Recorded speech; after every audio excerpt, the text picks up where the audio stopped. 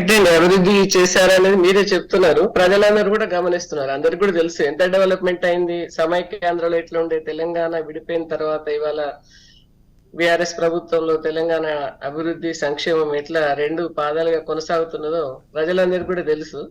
సరే, దాన్ని ప్రజలకు తీసుకుపోవడంలో విఫలం అవ్వడం అనేది ఎక్కడ లేదండి, నడుస్తుంది. అది ప్రజలే చెప్తున్నారు, విఫలం అవ్వడం కాదు. ప్రతి సంక్షేమం ఒక ఇంటికి అందినప్పుడు వాళ్ళ నుంచే మనం ఆ వర్షన్ వింటా ఉన్నాం. ప్రజలందరూ కూడా తెలుసు. ఇవాళ నీళ్లకు గతంలో చూస్తే ఎక్కడికన్నా ఎన్నికల ప్రచారంలో వెళ్ళినప్పుడు, నేను కాంగ్రెస్ పార్టీలో ఒక 20 years పనిచేశానండి. నేను general secretary, PCC, AICC member కూడా నేను పనిచేశాను. 20 సంవత్సరాల కాలం కాంగ్రెస్ పార్టీలో రాజశేఖర రెడ్డి గారి ప్రభుత్వంలో చూసాము. తర్వాత 2014 ఎప్పుడైతే ఈ ప్రభుత్వం వచ్చిన తర్వాత కూడా చూసాము. అయితే అప్పుడు నీళ్ల కోసం ఎంత ఉండిందంటే, మహిళలు ఎక్కడికన్నా మేము ఎన్నికల ప్రచారంలో వెళ్ళినప్పుడు ఎక్కడన్నా వెళ్తే వాళ్ళు అన్ని బిందెలాడ్డం పెట్టుకొని ధర్నాలు చేసిన, నిరసనలు తెలిపిన సందర్భాలు ఎన్నో చూసినాం మేము.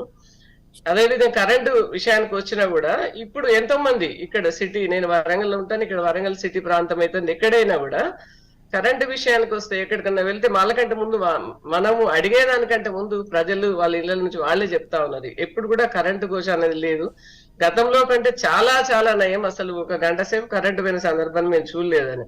మరి దాని మీదనే అప్పుడు చంద్రబాబు నాయుడు గారు కరెంటు ఉండదు, మరి బట్టల మీద తీగలు ఆరేసుకునే, తీగల మీద బట్టలు ఆరేసుకునేటువంటి పరిస్థితి వస్తుందని వారు చెప్పడం జరిగింది.